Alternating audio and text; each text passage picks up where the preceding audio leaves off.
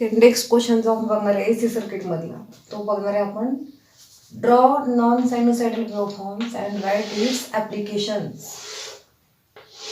Question येत आहे का? Draw non sinusoidal waveform and write its application. Non sinusoidal म्हटल्यानंतर काय की ज्या साईन वेव्ह नाही आहेत पण एसीच्या वेव्हफॉर्म आहेत, अशा वेव्हफॉर्म आपल्याला काय करायचे? ड्रॉ करायचे.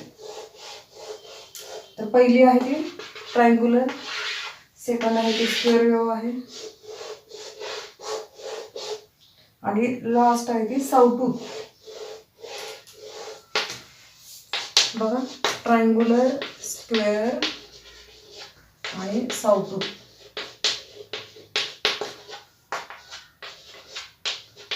ह्या तीन वेव्हफॉर्म ज्या आहेत त्या नॉन सायनोसायडल वेव्हफॉर्म असं म्हणतात त्याला. नॉन सायनोसायडल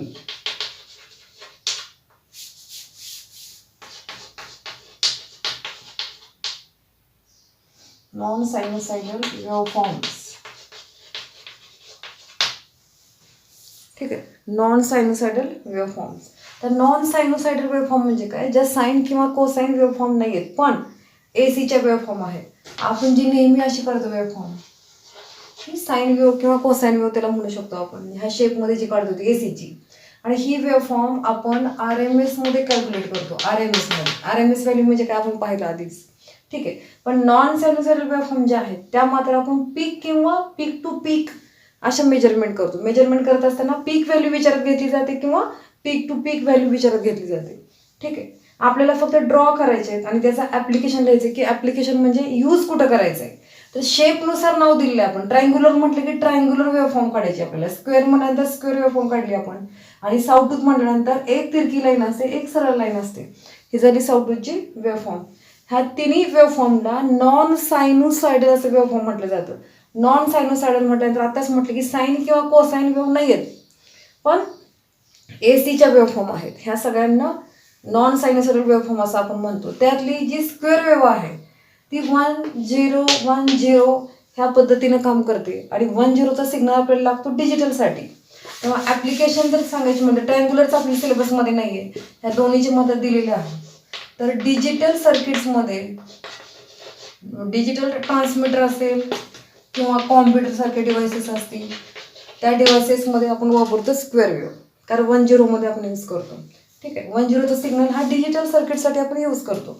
आणि जे सावटूथ आहे ती वापरतो आपण CRO मध्ये, कॅथोड रे ऑसिलोस्कोप ज्याला आपण म्हणतो. कॅथोड रे ऑसिलोस्कोप आता म्हणजे काय?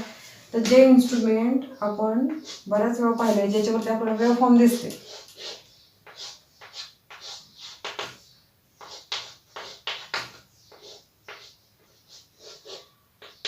ह्या साईडला सगळे बटन्स असतात.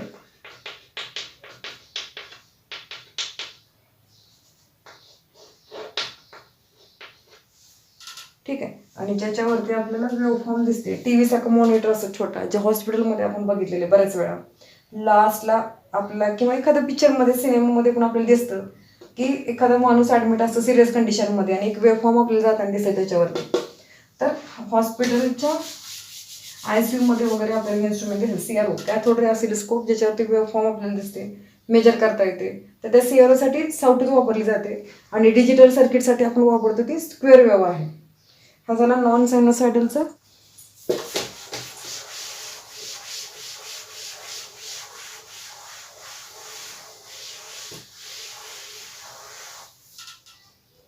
ठीक आहे, नेक्स्ट क्वेश्चन जो आहे तर एक्सप्लेन इन फेज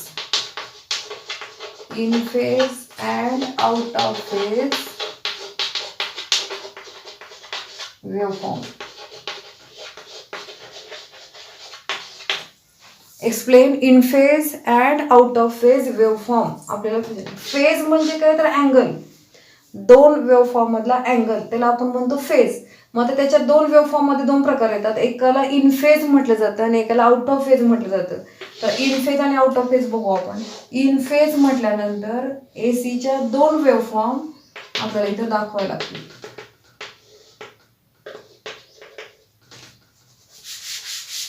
मोठ्या दाखवते, लक्षात येईल.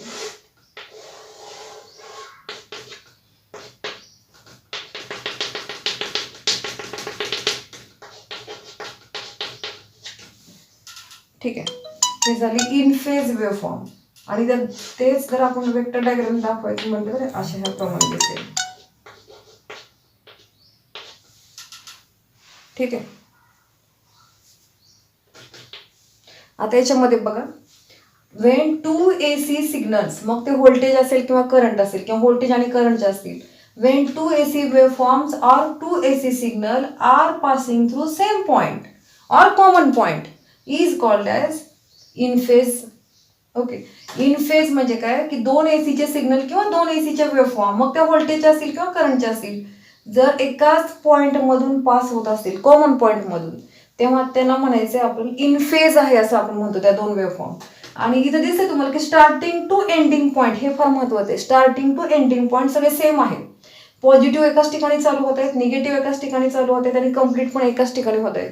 सगळे पॉईंट त्यांचे कॉमन आहेत आणि मग त्यांना म्हणतो आपण इन फेज. मग आता इन फेज असल्यामुळे काय झालं की ह्या दोन्हीतला डिफरन्सच नाही काहीच, एकाच पॉईंट मध्ये जात आहे, त्याच्यामुळे फेज अँगल त्याचा असेल 0, की एकमेकांमध्ये काही बदल नाहीये किंवा एकमेकाला त्या कितीने मागे किंवा कितीने पुढे असं म्हणू शकत नाही आपण. मग त्यांच्यातली जी फेज शिफ्ट असेल किंवा फेज अँगल असेल किंवा फेज डिफरन्स असेल तो असेल 0 डिग्री फेज शिफ्ट म्हणतो आपण त्याला. ठीक आहे, तर शब्द बघा, फेज शिफ्ट म्हणजे कितीनं शिफ्ट करतात एकमेकाला, तर त्याच्यामध्ये नाहीच आहे काय, त्याच्यामुळे 0 असेल. फेज डिफरन्स किती म्हटलं तरी 0 येतात, फेज अँगल किती दोन्ही मधला तरी 0 येईल, याला म्हणायचं इन फेज. मग आता आउट ऑफ फेजला काय येईल, फक्त नॉट शब्द आपल्याला टाकावं लागेल. Not, when two AC signal are not passing through common point. Not याच्यामध्ये पासिंग थ्रू, याच्यामध्ये नॉट पासिंग थ्रू, एवढाच फक्त आपल्याला फरक करायचा आहे. ठीक आहे, डायग्राम दाखवायचं म्हटलं तर असं दाखवता येईल आपल्याला, 90 डिग्री येईल. बघा, 2 एक्झाम्पल आपण देऊ शकतो. अजून एक दाखवते इथं.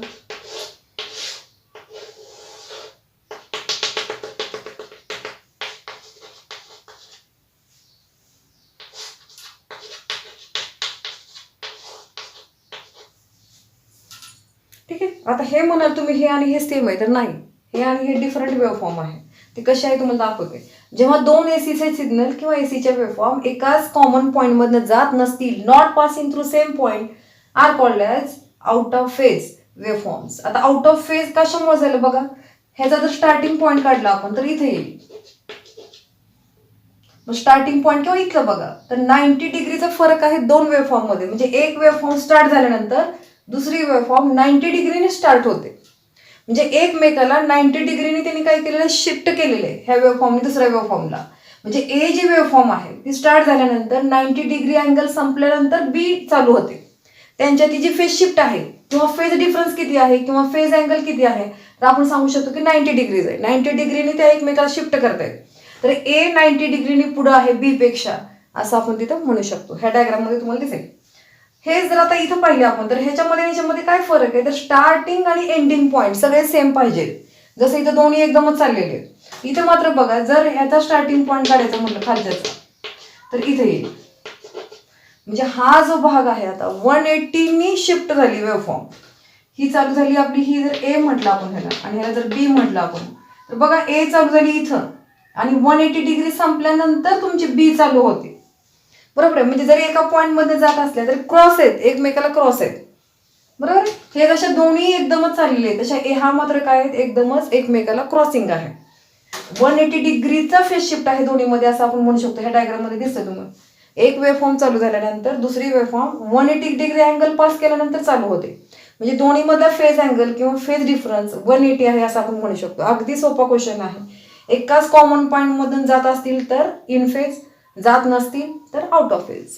ठीक आहे, ह्या दोन्ही एक्झाम्पल पैकी कुठली एक फिगर तुम्ही एक्झाम मध्ये काढू शकता जर हा क्वेश्चन असेल तर. काय अडचण याच्यामध्ये असेल तरी मला विचारा. 2 क्वेश्चन पाहिले आपण आज, in phase, out of phase आणि नॉन सायनोसायडल वेव्हफॉर्म.